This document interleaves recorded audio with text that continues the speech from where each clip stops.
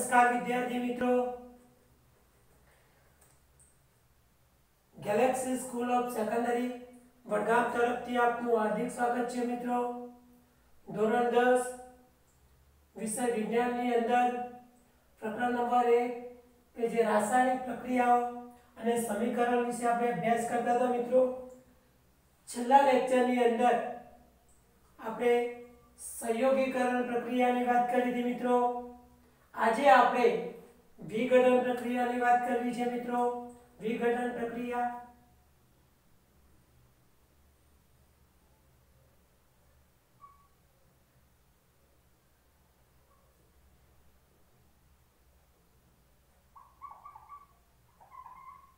विघटन प्रक्रिया तो विघटन प्रक्रिया એટલે શું મિત્રો? તો વિઘટન એટલે તૂટવું કહી શકાય, નષ્ટ કરવું કહી શકાય કે ટુકડા થવું આપણે કહી શકીએ। વિઘટન એટલે તૂટવું, નષ્ટ થવું કે ટુકડા થવું આપણે કહી શકીએ મિત્રો। ત્યારે વિઘટન એટલે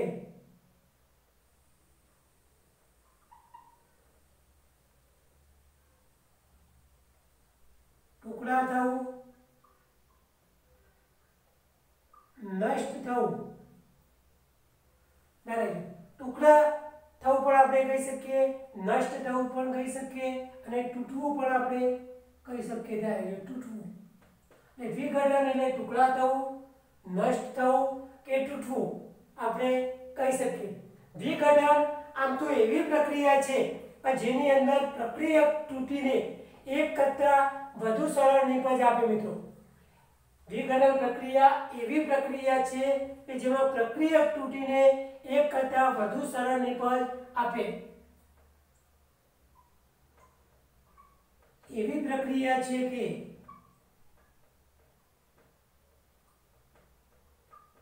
પ્રક્રિયક તૂટીને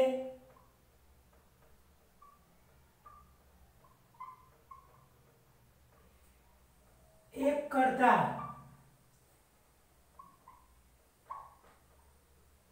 વધુ સરળ નિપજ આપે।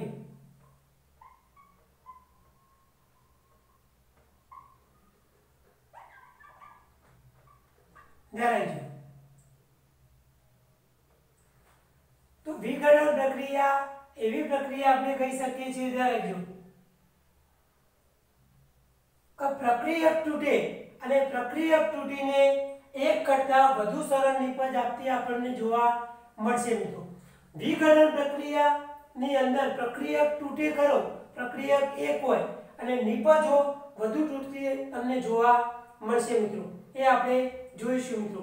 હવે વિઘટન પ્રક્રિયા આમ તો જોઈએ મિત્રો ત્રણ રીતે થતી જોવા મળે છે। ત્યારે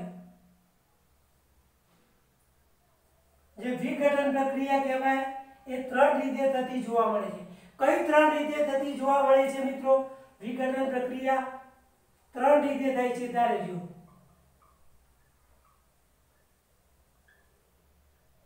નંબર 1 ઉષ્મીય વિઘટન। ત્યારે જો ઉષ્મા દ્વારા થતું હોય એવા વિઘટનને આપણે ઉષ્મીય વિઘટન કહી શકીએ। વિદ્યુત વિભાજનની રીતે થતું વિઘટન આપણે જોઈએ, વિદ્યુત વિભાજનની રીતે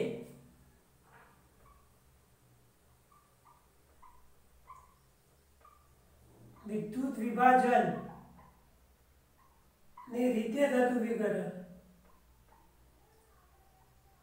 અને નંબર 3 આપણે જોઈએ સૂર્યપ્રકાશની હાજરીમાં થતું વિઘટન।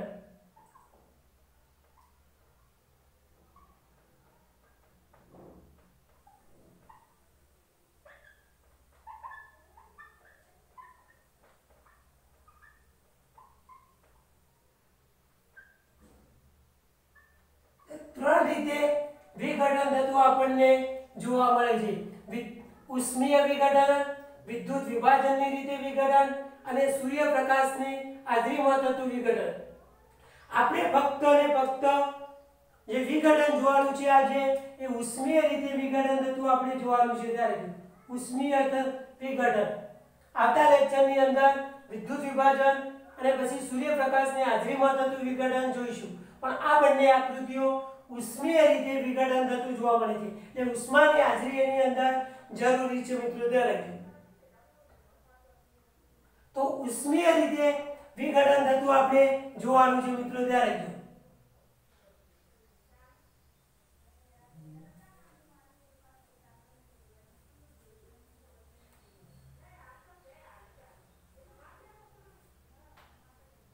હવે પ્રવૃત્તિ આપેલી છે મિત્રો 1.5 આપેલી છે, ધ્યાન રાખજો. પ્રવૃત્તિ આપેલી છે આપણને 1.5 આપેલી છે, ધ્યાન રાખજો. પ્રવૃત્તિ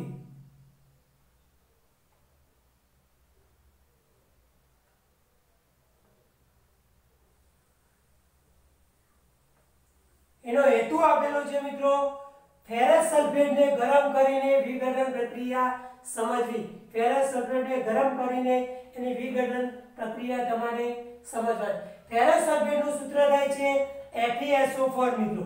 ફેરસ સલ્ફેટનું સૂત્ર થાય છે FeSO4. તો ફેરસ સલ્ફેટને ગરમ કરીને એની વિઘટન પ્રક્રિયા સમજવાની છે મિત્રો, ત્યારે આની અંદર સાધન સામગ્રીની આપણે વાત કરી દઈએ તો આ એક ઉત્કલન નળી છે. એ ઉત્કલન નળી આપણને સૂકી ઉત્કલન નળી લેવામાં આવી છે, ત્યારે સૂકી ઉત્કલન નળી પણ લઈ શકીએ છીએ, કસ નળી પણ લઈ શકીએ, ત્યારે એ સૂકી ઉત્કલન નળી લેવામાં આવી છે. આની અંદર ફેરસ સલ્ફેટના FeSO4 ના સ્ફટિકો લેવામાં આવે છે.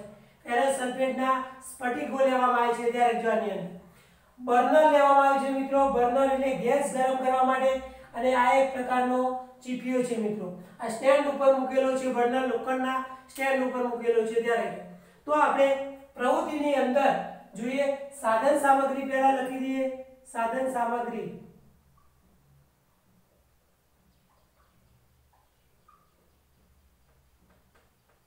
તો સાધન સામગ્રીની અંદર આપણે સૌપ્રથમ આપણે સૂકી ઉત્કલન નળી અથવા કસ નળી લખી શકીએ.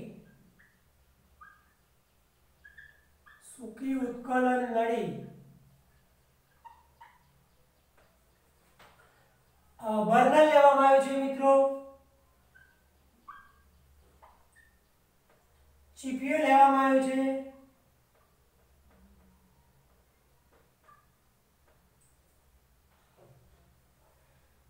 ફેરસ સલ્ફેટના સ્ફટિક લેવામાં આવે છે.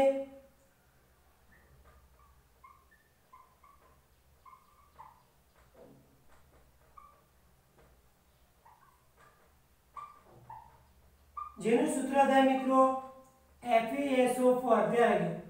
જેનું સૂત્ર આપણને જોવા મળે છે FeSO4. તો આટલી વસ્તુઓ આની અંદર સાધન સામગ્રી તરીકે લેવામાં આવે છે. સૂકી ઉત્કલન નળી, બર્નર, ચીપિયો, ફેરસ સલ્ફેટના સ્ફટિક, આટલી વસ્તુઓ લેવામાં આવી છે મિત્રો. હવે આપણે પ્રવૃત્તિની વાત કરવી છે.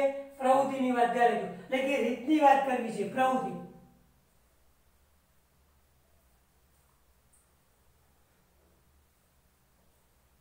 પ્રવૃત્તિની વાત કરું છું હું, ધ્યાન રાખજો. પ્રવૃત્તિ હવે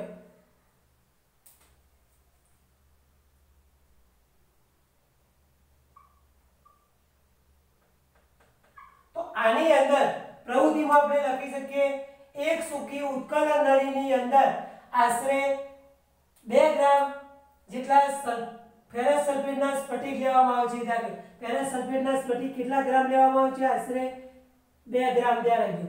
જે ફેરસ સલ્ફેટ કહેવાય એના સ્ફટિક આપણને 2 ગ્રામ જેટલા લેવામાં આવે છે. તો આપણે લખી શકીએ પ્રવૃત્તિમાં એક સૂકી ઉત્કલન નળીમાં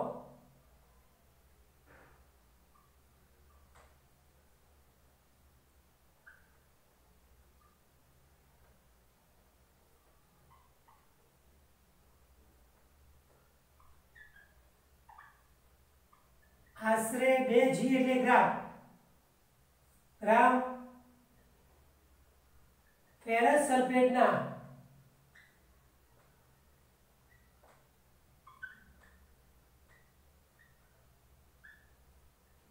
સ્ફટિક લો.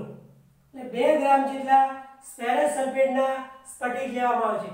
હવે આ ફેરસ સલ્ફેટનો રંગ જોઈએ તો તમને લીલાશ પડતું જોવા મળતું હોય છે, અથવા તો આછો લીલો તમને જોવા મળતો હોય છે.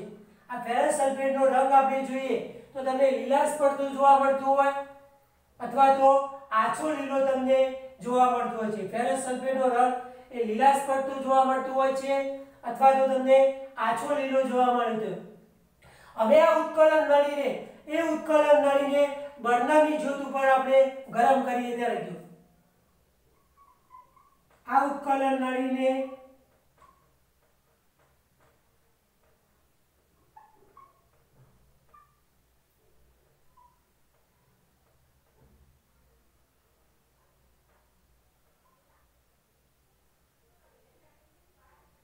બર્નરની જ્યોત પર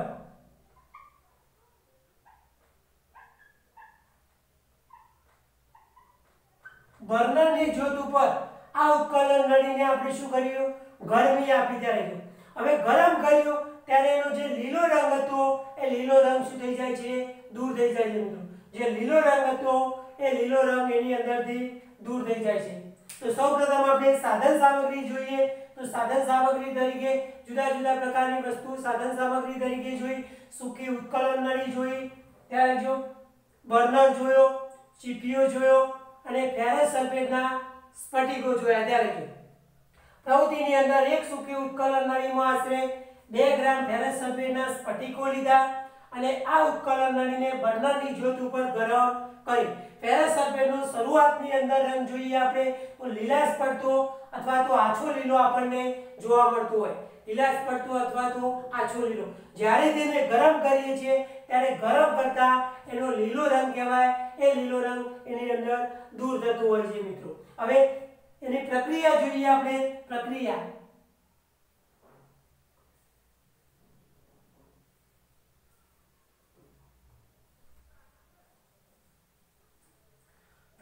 જોઈએ તો પ્રક્રિયા જે બનતી હોય છે ફેરસ સલ્ફેટ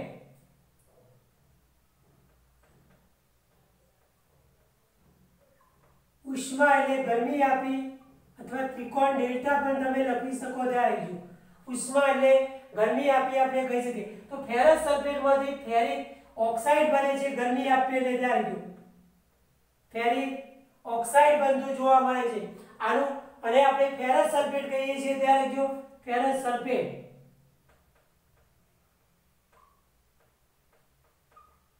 જે સોલિડ સ્વરૂપે આપણને જોવા મળે છે આને આપણે ફેરિક ઓક્સાઇડ કહીએ છીએ મિત્રો ફેરિક ઓક્સાઇડ ત્યારે જો ફેરિક ઓક્સાઇડ પ્લસ કરીને આપણને જે જોવા મળે છે એ સલ્ફર ડાયોક્સાઇડ જોવા મળે છે અને સલ્ફર ટ્રાયોક્સાઇડ જોવા મળે છે ત્યારે SO2 SO3 આ પણ ગેસ સ્વરૂપે જોવા મળે છે અને આ પણ ગેસ સ્વરૂપે આપણને જોવા મળે છે આનું નામ કહીશું આપણે સલ્ફર ડાયોક્સાઇડ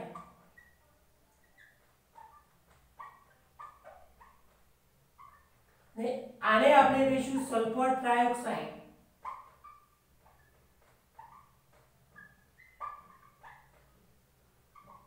તો એને ગરમી આપે ત્યારે સલ્ફર ફેરિક ઓક્સાઇડ બને છે મિત્રો અને સલ્ફર ડાયોક્સાઇડ અને સલ્ફર ટ્રાયોક્સાઇડ બનતું જોવા મળે છે। ફેરિક ઓક્સાઇડ આ બાજુ 2 છે એટલે આગળ મારે 2 મૂકવા પડશે 2 ફેરિક ઓક્સાઇડ SO4 4 છે 3 ની 1 4 થઈ ગયા એટલે જેટલા ડાબી બાજુ હોય એટલા મારે જમણી બાજુ કરવા પડે મિત્રો જેટલા ડાબી બાજુ હોય એટલા મારે જમણી બાજુ પણ કરવા પડે।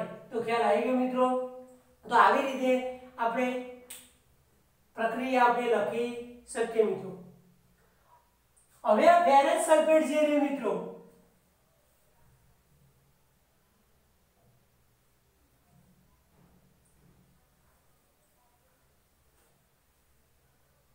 ફેરસ સલ્ફેટ જે રહ્યું એ શરૂઆતમાં હાઇડ્રસ હોય છે મિત્રો ત્યારે ફેરસ સલ્ફેટ એટલે FeSO4 આપણે કહીએ ફેરસ સલ્ફેટ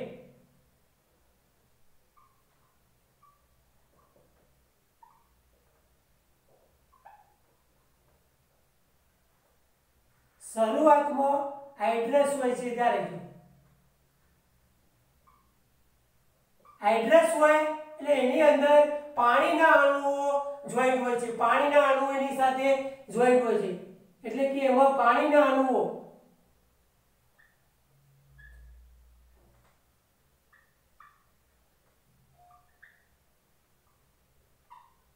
FeSO4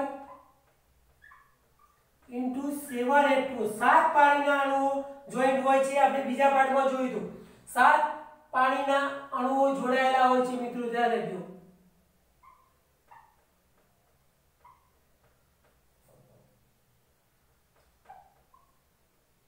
સાત પાણીના અણુઓ એની અંદર જોડાયેલા હોય છે. હવે જ્યારે એને ગરમ કરવામાં આવે ત્યારે પાણીના અણુઓ દૂર થાય છે મિત્રો. જ્યારે તેને ગરમ કરવામાં આવે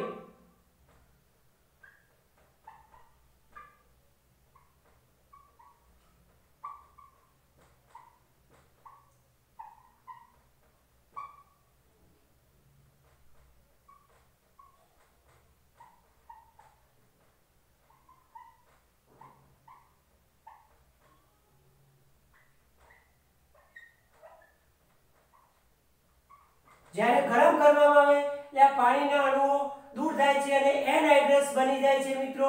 અને લીલો રંગ પણ દૂર થાય છે અને એનહાઇડ્રસ બને છે.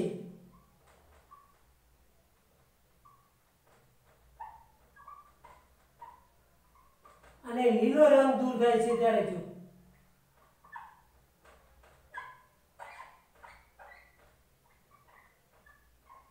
જે લીલો રંગ હોય એ લીલો રંગ પણ તમને દૂર થતો જોવા મળે છે મિત્રો. તો ફેરસ સલ્ફેટ શરૂઆતમાં હાઇડ્રસ સ્વરૂપે હોય છે, એટલે કે પાણીના અણુઓ સાત અણુઓ જોઈન્ટ હોય છે. જ્યારે તેને ગરમ કરવામાં આવે ત્યારે પાણીના અણુઓ દૂર થાય અને એનહાઇડ્રસ બને છે અને જે લીલો રંગ હોય એ લીલો રંગ પણ દૂર થતો આપણને જોવા મળે છે. હવે મિત્રો આ પ્રવૃત્તિ જે કરી આપણે એ પ્રવૃત્તિના આધારે કેટલાક પ્રશ્નો પૂછીએ મિત્રો. પ્રવૃત્તિના આધારે કેટલાક પ્રશ્નો પૂછીએ આપણે.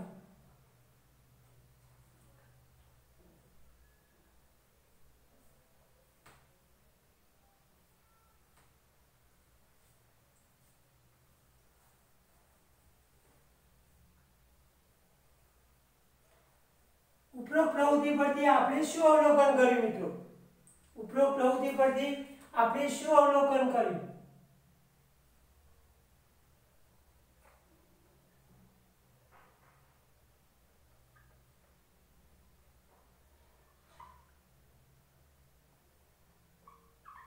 તમે શું અવલોકન કર્યું?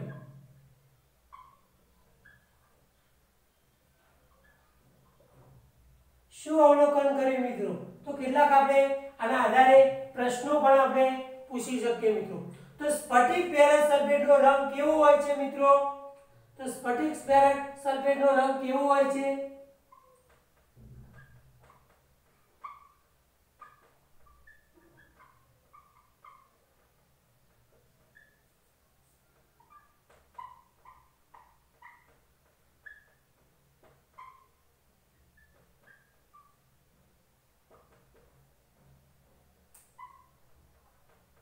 લીલો પણ આપણે કહી શકીએ અથવા તો લીલાશ પડતો અથવા આછો લીલો કહી શકીએ. લીલાશ પડતો અથવા આછો લીલો. લીલાશ પડતો અથવા આછો લીલો આપણે કહી શકીએ. તો ફેરસ સલ્ફેટના સ્ફટિક ફેરસ સલ્ફેટનો રંગ કેવો જોવા મળે છે? સ્ફટિક ફેરસ સલ્ફેટનો રંગ લીલો પડતો અથવા તો આછો લીલો આપણને જોવા મળે છે મિત્રો. બીજો પ્રશ્ન પૂછીએ આપણે.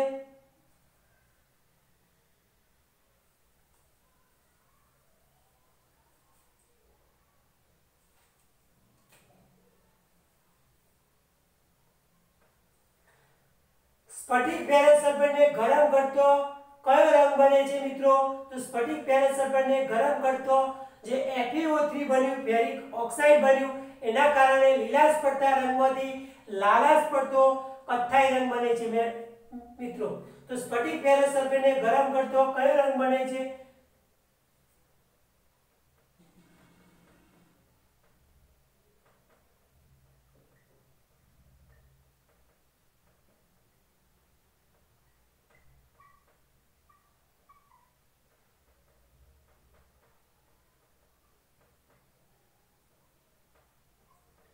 કયો રંગ મળે છે?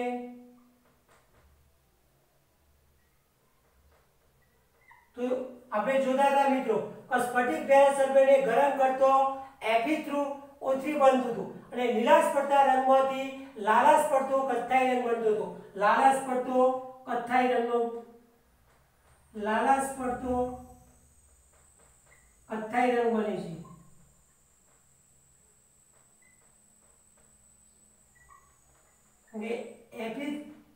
Fe2O3 બનવાને કારણે લીલાશ પડતા રંગમાંથી લાલાશ પડતો રંગ કથ્થાઈ રંગ આપણને જોવા મળે છે.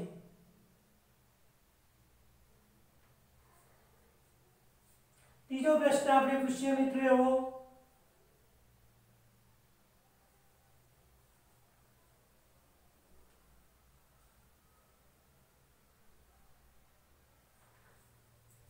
સ્ફટિકમાં જે હોય ફેરસ સલ્ફરને ગરમ કરતો નીકળતો વાયુ વિશિષ્ટ ગંધ ધરાવે છે.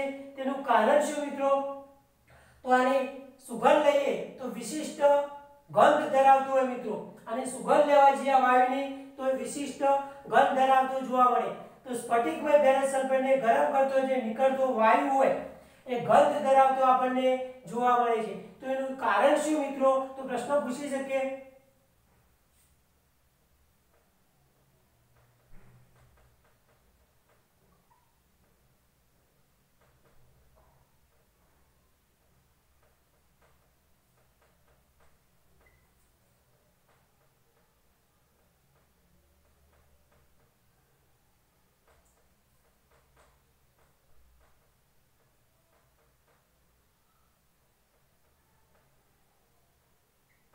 કારણ આપો.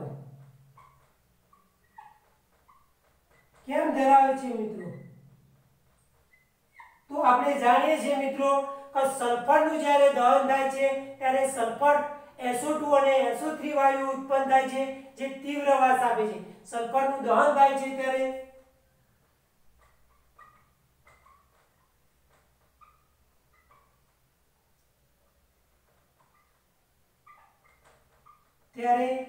SO2 એટલે સલ્ફર ડાયોક્સાઇડ, SO2 અને SO3 વાયુ સલ્ફર ટ્રાયોક્સાઇડ વાયુ ઉત્પન્ન થાય છે અને તે તીવ્ર વાસ આપે છે.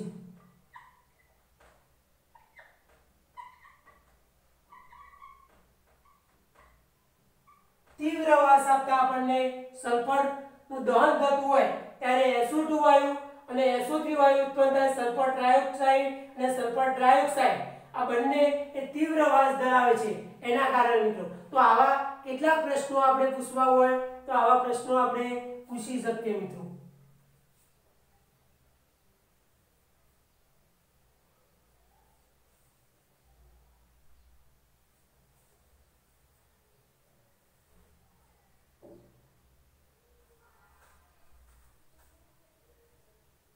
વિઘટન પ્રક્રિયાની મારે વાત કરવી છે. વિઘટન પ્રક્રિયા લઈશું પછી પેલી પ્રક્રિયા જોઈએ આપણે. વિઘટન પ્રક્રિયા કોને કહે છે?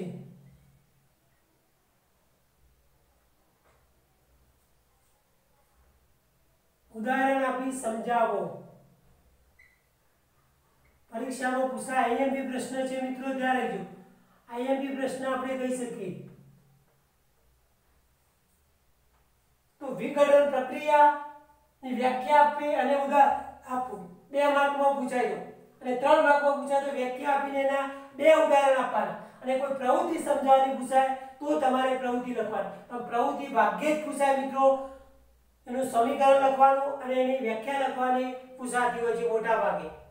તો વિઘટન પ્રક્રિયા કોને કહે છે? ઉદાહરણ આપી સમજાવો. તો આપણે જોયું મિત્રો કે જે રાસાયણિક પ્રક્રિયામાં એક જ પ્રકારના પ્રક્રિયકને આપણે ગરમી આપીએ, એક જ પ્રકારના પ્રક્રિયકને ગરમ કરતા એકથી વધુ નિપજ બનતી હોય તેવી પ્રક્રિયાને વિઘટન પ્રક્રિયા કહે છે.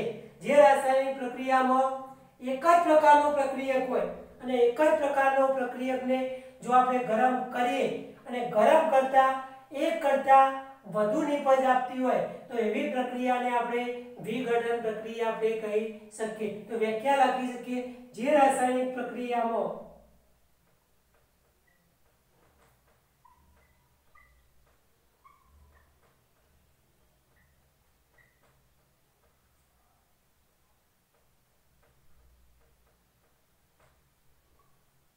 એક જ પ્રક્રિયકને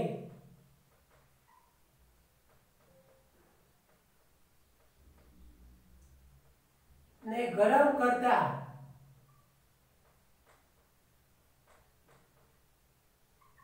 એક કરતા વધુ નિપજ મળે છે.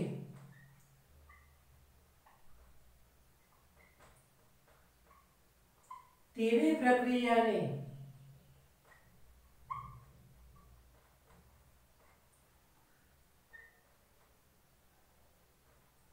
વિઘટન પ્રક્રિયા કહે છે.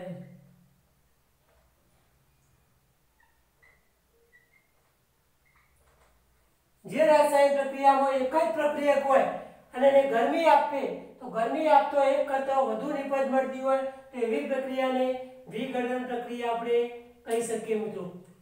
એના ઉદાહરણ જોઈએ. આપણે ઉદાહરણની વાત કરીએ. ઉદાહરણ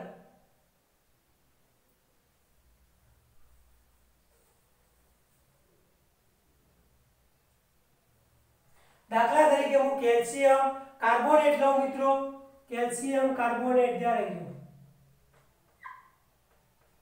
CaCO3 જેને કેલ્શિયમ કાર્બોનેટ કહેવાય. જ્યારે જેને હું કેલ્શિયમ કાર્બોનેટ કહું એને જો હું ઉષ્મા આપું તો એને કેલ્શિયમ કાર્બોનેટ આપણે સોલિડ સ્વરૂપે લખી શકીએ. એને હું ગરમી આપું તો CaO બનશે મિત્રો. ધ્યાન રાખજો CaO બનશે. CaO જેને એને પણ હું સોલિડ સ્વરૂપે લખી શકું. કેલ્શિયમ ઓક્સાઇડ એટલે કે કડી ચૂનો બન્યો. કેલ્શિયમ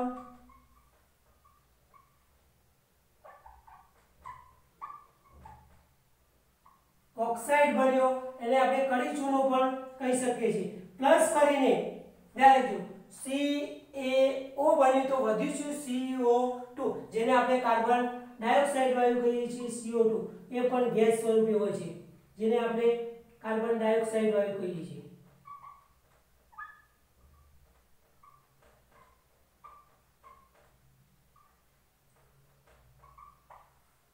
તો કેલ્શિયમ કાર્બોનેટને ગરમી આપી એટલે કે ઉષ્મા આપી તો કેલ્શિયમ ઓક્સાઇડ બન્યો અને કાર્બન ડાયોક્સાઇડ વાયુ છૂટો પડ્યો. એટલે બે નિપજો બનતી જોવા મળી. આ પ્રક્રિયકો હતા અને આ બંને જે જોવા મળી એ શું જોવા મળી?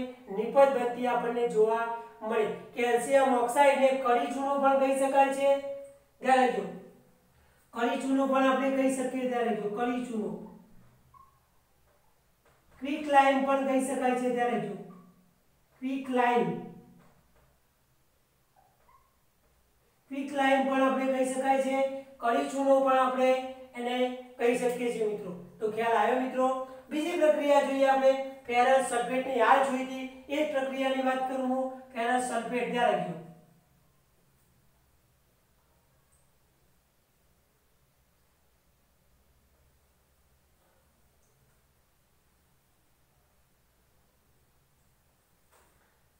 FeSO4 લઉં હું. FeSO4 હમણાં જ જોઈએ આપણે. FeSO4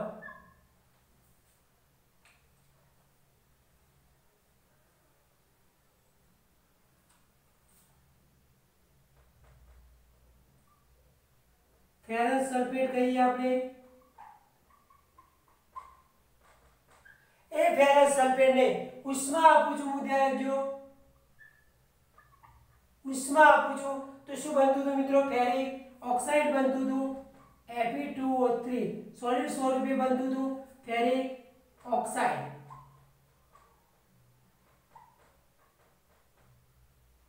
ફેરિક ઓક્સાઇડ બનતું હતું. પ્લસ કરીને સલ્ફર ડાયોક્સાઇડ અને સલ્ફર ટ્રાયોક્સાઇડ બનતું હતું. ગેસ સ્વરૂપે આપણને જોવા મળતા હતા બંને વાયુઓ.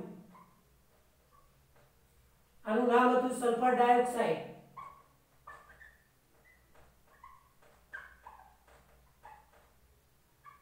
ને આનું નામ હતું સલ્ફર ટ્રાયોક્સાઇડ.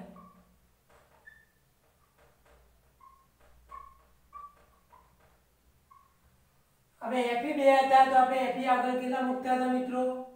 બે મૂકતા હતા પ્રક્રિયા બેલેન્સ કરવા માટે. તો આવી રીતે પ્રક્રિયા બેલેન્સ પણ આપણે કરી હતી।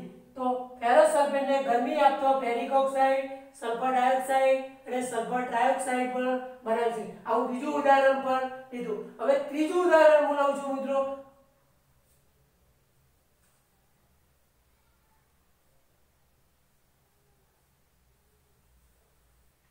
ત્રીજું ઉદાહરણ લઉં છું। એ ત્રીજું ઉદાહરણ હું લેડ નાઇટ્રેટ નું લઉં છું। લેડ નાઇટ્રેટ આ કાચની કસનળીની અંદર લેડ નાઇટ્રેટ લેવાનું છે। એ લેડ નાઇટ્રેટ ની હું લઉં છું ઉદાહરણ ધ્યાન રાખજો। એનું લેડ નાઇટ્રેટ નું સૂત્ર થાય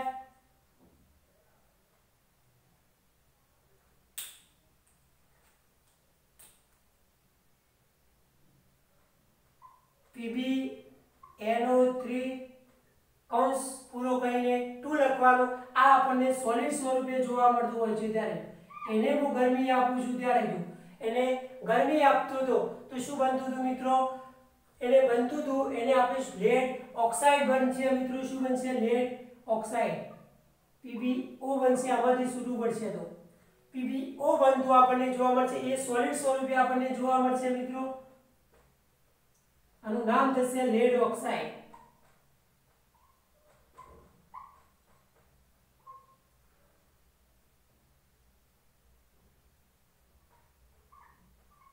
લેડ ઓક્સાઇડ પ્લસ કરીને શું છૂટું પડશે મિત્રો? નાઇટ્રોજન ડાયોક્સાઇડ જે આવે છે એ નાઇટ્રોજન ડાયોક્સાઇડ અને ઓક્સિજન છૂટું પડતું જોવા મળશે। પ્લસ કરીને નાઇટ્રોજન ડાયોક્સાઇડ અને ઓક્સિજન જોવા મળશે। આ બંને ગેસ સ્વરૂપે આપણને જોવા મળે મિત્રો। ત્યારે હવે નાઇટ્રોજન ડાયોક્સાઇડ આનું નામ થશે નાઇટ્રોજન ડાયોક્સાઇડ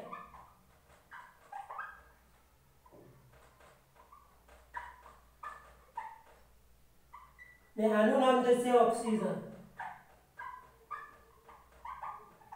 તો લેડ નાઇટ્રેટ ને કાચની કસનળીમાં ગરમ કરીશું તો લેડ ઓક્સાઇડ બનશે, નાઇટ્રોજન ડાયોક્સાઇડ બનશે અને ઓક્સિજન વાયુ આપણે જે કહીએ એ ઓક્સિજન વાયુ તમને છૂટો પડતું જોવા મળશે। આ બે છે Pb એટલે મારે આગળ કરવા પડશે બે પહેલા તો બે કરવા પડશે પ્રક્રિયા બેલેન્સ કરો। બે બની ગયા તો ઓક્સિજન 6 બની ગયા તો આ બાજુ 2 ને 2 4 જ થતા જોવા મળે છે। ત્યારે જો નાઇટ્રોજન ના આગળ હું 4 મૂકી દઉં ત્યારે જો નાઇટ્રોજન ના આગળ હું કેટલા મૂકી દઉં? 4 મૂકી દઉં તો 4 થઈ ગયા તો 3 દુ 6 થઈ ગયા તો આ Pb ના આગળ મારે 2 થાય તો Pb ના આગળ મારે કેટલા મૂકવા પડશે મિત્રો? 2 મૂકવા પડશે। Pb ના આગળ કેટલા મૂકવા પડશે? 2 મૂકવા પડશે। એ Pb ના 2 થઈ ગયા। ઓક્સિજન ના પ્રક્રિયા જે બેલેન્સ કરવાની હતી એ પ્રક્રિયા આપણે બેલેન્સ થઈ ગઈ। એટલું ડાબી બાજુ હોય એટલું જમણી બાજુ મારે કરવું પડે। તો આવી કોઈ પણ પ્રક્રિયા આની અંદર પણ આપણે લખી શકીએ મિત્રો। આવી પ્રક્રિયા કોઈ પણ પ્રક્રિયા આપણે લખી શકીએ। તો આ કાચની કસનળીની અંદર લેડ નાઇટ્રેટ આપણે નાખીશું તો એની અંદર લેડ ઓક્સાઇડ બનશે, નાઇટ્રોજન ડાયોક્સાઇડ ઉત્પન્ન થશે અને ઓક્સિજન વાયુ ઉત્પન્ન થતું જોવા મળશે। આ કાચની કસનળીની અંદર આપણે લેડ નાઇટ્રેટ નાખીશું તો એની અંદર લેડ ઓક્સાઇડ જોવા મળશે, નાઇટ્રોજન ડાયોક્સાઇડ ઉત્પન્ન થતું આપણને જોવા મળશે અને ઓક્સિજન વાયુ એની અંદર ઉત્પન્ન થતું આપણને જોવા મળે છે મિત્રો। આ બધી ઉષ્મા વિઘટનની છે। ત્યારે જો આ પ્રક્રિયા બધી ઉષ્મા અથવા તો ત્રિકોણ લખી શકો તમે ડેલ્ટા કહીએ આપણે। હવે આપણે આના આધારે બીજો હું એક પ્રશ્ન પૂછવા વિઘટનને આધારે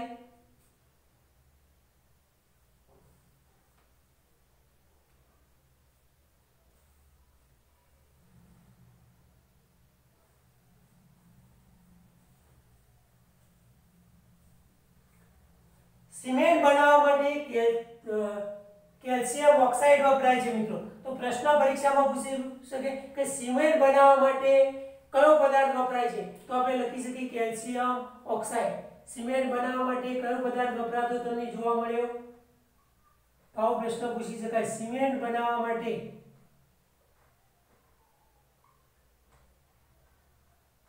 કયો પદાર્થ વપરાય છે?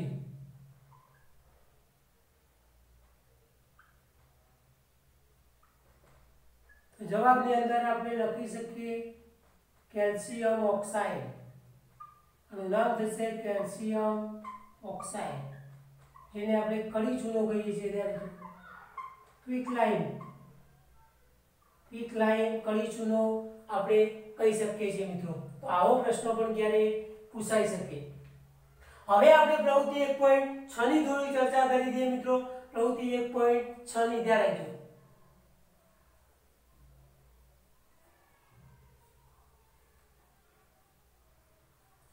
પ્રવૃત્તિ 1.6 ની વાત કરું છું હું. ધ્યાન રાખજો. પ્રવૃત્તિ 1.6 લેડ નાઇટ્રેટના વિઘટનની પ્રક્રિયા તમારે સમજવાની છે. લેડ નાઇટ્રેટના વિઘટનની પ્રક્રિયા સમજવા. તો પહેલા આપણે વાત કરીશું સાધન સામગ્રી. તો સાધન સામગ્રી તરીકે આપણે હવે પ્રવૃત્તિ 1.6 ની વાત કરીએ. ત્યારે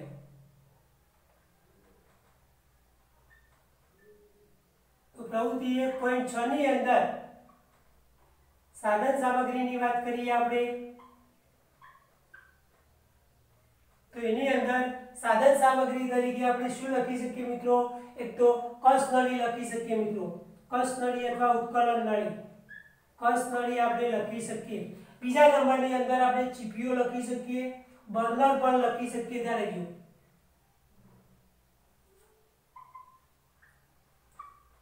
ચીપીઓ લખી શકીએ, બર્નર એટલે આપણે ગેસ પણ લખી શકીએ. ત્યારે જો બર્નર પણ લખી શકીએ. લેડ નાઇટ્રેટ નો પાવડર આપણે લખી શકીએ. લેડ નાઇટ્રેટ ને લેડ નાઇટ્રેટ નો પાવડર લેવાનો છે મિત્રો. લેડ નાઇટ્રેટ નો પાવડર એનું સૂત્ર આપણે જાણીએ છીએ PbNO3.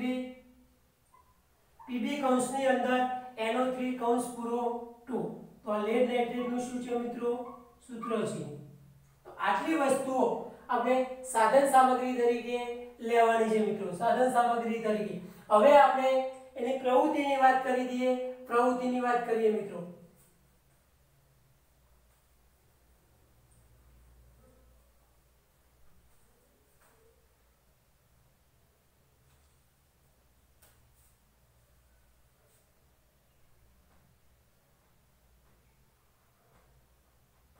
પ્રવૃત્તિની વાત કરી દઈએ તો આપણે કહી શકીએ એક કસ નળીની અંદર આપણે જોઈએ 2 ગ્રામ લેડ નાઇટ્રેટ લો મિત્રો. 2 ગ્રામ જેટલું શું લેવાનું છે? Lead nitrate. આ પણ 2 ગ્રામ જેટલું જ આપણે લેવાનું છે. ત્યારે 2 ગ્રામ. તો એક કસ નળીની અંદર 2 ગ્રામ જેટલો લેડ નાઇટ્રેટ લો.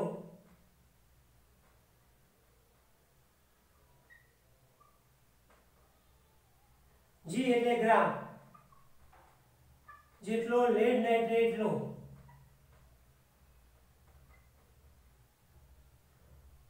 લેડ નાઇટ્રેટ પાવડર એટલે લેવાનું છે. ત્યારે હવે ત્યારે જો લેડ નાઇટ્રેટ તો લીધો. હવે આકૃતિમાં દર્શાવ્યા પ્રમાણે આ જે ચીપીઓ છે મિત્રો, ત્યારે જો ચીપીઓ જે આપેલો છે, ચીપિયા વડે ઉત્કલન નળી કહેવાય. એ ઉત્કલન નળીને હોલ્ડર વડે પકડીને બર્નરની જ્યોત ઉપર શું કરવાનું છે? ગરમ કરવાનું છે. તો આકૃતિમાં દર્શાવ્યા મુજબ ચીપિયા વડે ઉત્કલન નળીને હોલ્ડર વડે પકડીને બર્નરની જ્યોત ઉપર ગરમ કરો.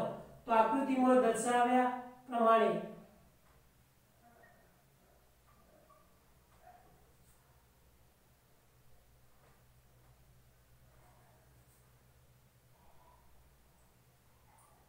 ચીપિયા વડે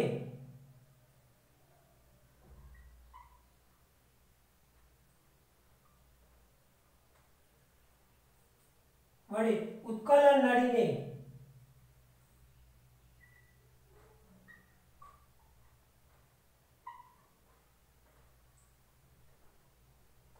હોલ્ડર થી પકડીને, ત્યારે જો હોલ્ડર જે કહેવાય એ હોલ્ડર વડે પકડીને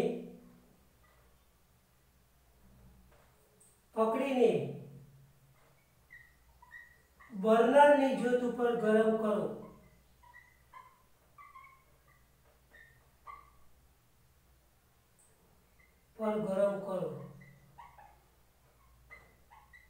બર્નરની જ્યોત ઉપર તમારે શું કરવાનું છે? ગરમ કરવાનું છે. તો સાધન સામગ્રી તરીકે કસ નળી લીધી, ત્યારે જો ચીપીઓ લીધો, બર્નર લીધો અને લેડ નાઇટ્રેટનો પાવડર લીધો. એક કાચની કસ નળીમાં 2 ગ્રામ જેટલો લેડ નાઇટ્રેટ લીધો. આકૃતિમાં દર્શાવ્યા પ્રમાણે ચીપિયા વડે ઉત્કલન નળીને હોલ્ડરથી પકડીને બર્નરની જ્યોત ઉપર શું કરવાનું છે? ગરમ કરવાનું છે. તો ઉપયુક્ત પ્રવૃત્તિ પરથી આપણે શું અવલોકન કર્યું મિત્રો?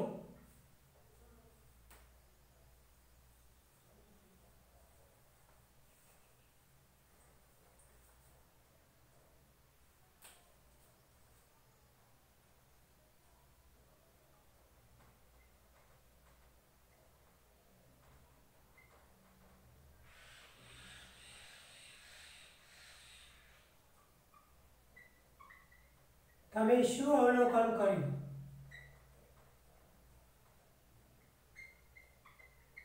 તો પ્રશ્ન નંબર 1 આપણે એવો પૂછી શકીએ મિત્રો કે લેડ નાઇટ્રેટને ગરમ કરતા ઉત્કલન નળીમાંથી કયા રંગનો વાયુ બહાર નીકળે છે? તો લેડ નાઇટ્રેટને ગરમ કરતા ઉત્કલન નળીમાંથી નાઇટ્રોજન ડાયોક્સાઇડ વાયુ બહાર નીકળે છે. તો આ પ્રશ્ન પૂછી શકીએ. લેડ નાઇટ્રેટને ગરમ કરતા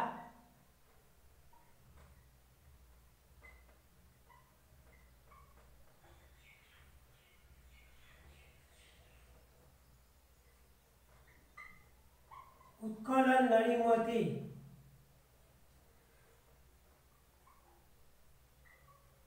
કયો વાયુ બહાર નીકળે છે?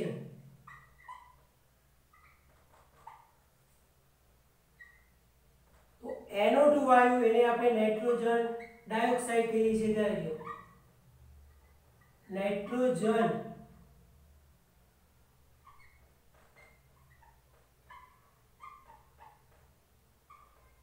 નાઇટ્રોજન ડાયોક્સાઇડ તરીકે આપણે ઓળખીએ છીએ મિત્રો. તો લેડ નાઇટ્રેટને ગરમ કરતા ઉત્કલન નળીમાંથી કયો વાયુ બહાર નીકળે છે? તો નાઇટ્રોજન ડાયોક્સાઇડ વાયુ બહાર નીકળતો આપણને જોવા મળે છે.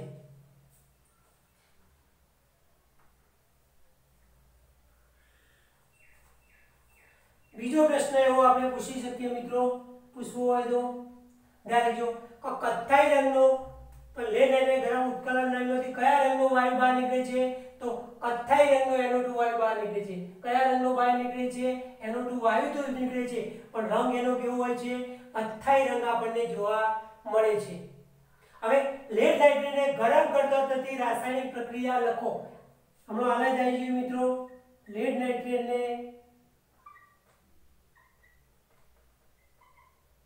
ગરમ કરતા થતી રાસાયણિક પ્રક્રિયા લખો.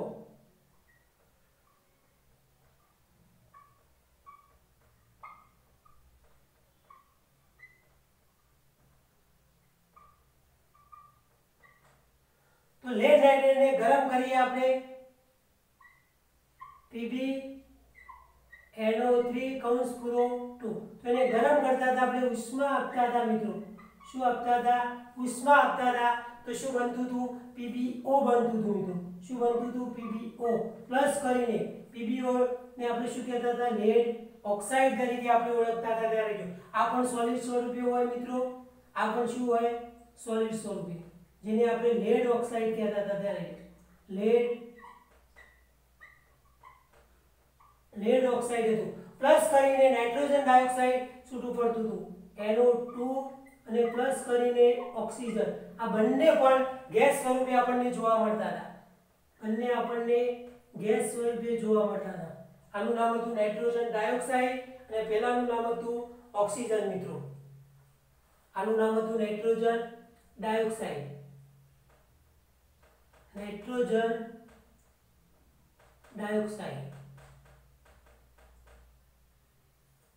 આનું નામ હતું મિત્રો ઓક્સિજન. આનું નામ હતું નાઇટ્રોજન ડાયોક્સાઇડ. હવે પ્રક્રિયા બેલેન્સ પણ આપણે કરી હતી મિત્રો. Pb કેટલા મૂકતા હતા મિત્રો?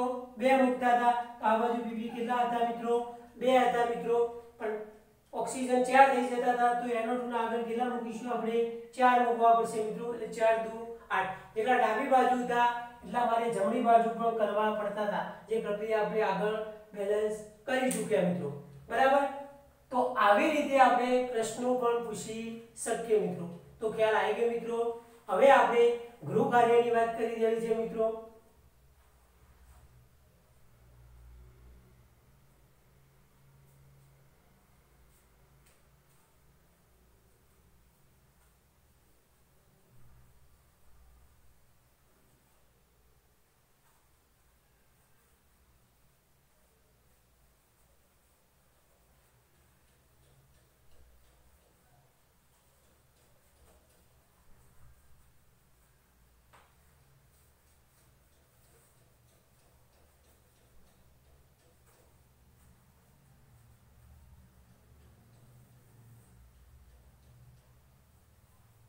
ગૃહ કાર્યની વાત કરી દેવી છે મિત્રો. ગૃહ કાર્ય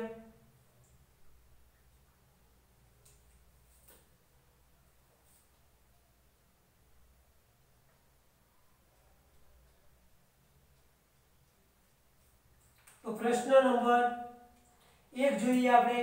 ફેરસ સલ્ફેટને ગરમ કરી વિઘટન પ્રક્રિયા સમજાવવી. પ્રશ્ન નંબર 1.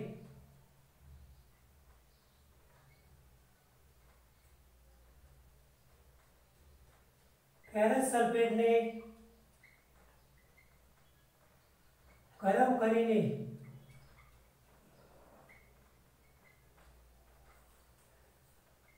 વિઘટન પ્રક્રિયા સમજવી.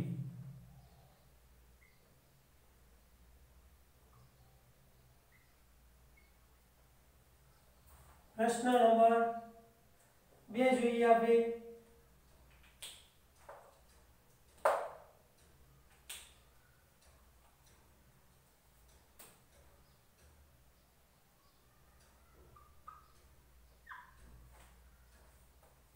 ફેરસ સલ્ફેટને ગરમ કરીને એની વિઘટન પ્રક્રિયા સમજવી. ત્રીજો પ્રશ્ન આપણે જોઈએ.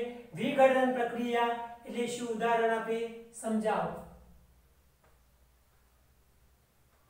વિઘટન પ્રક્રિયા એટલે શું? કોને કહે છે?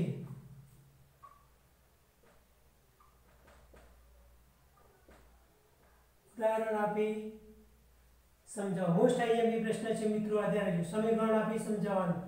પ્રશ્ન નંબર 3 આપણે જોયો મિત્રો. કયો જોયો? લેડ નાઇટ્રેટના વિઘટનની પ્રક્રિયા સમજવી. લેડ નાઇટ્રેટના વિઘટનની પ્રક્રિયા સમજવી.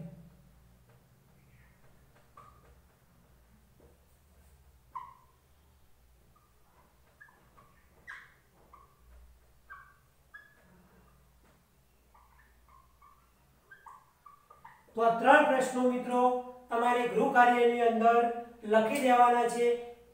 આના પછીનું લેક્ચર આવશે, એની અંદર આપણે વિદ્યુત વિભાજનની રીતો અને સૂર્યપ્રકાશની હાજરીમાં થતી રીત જોઈશું મિત્રો. તો આવજો મિત્રો.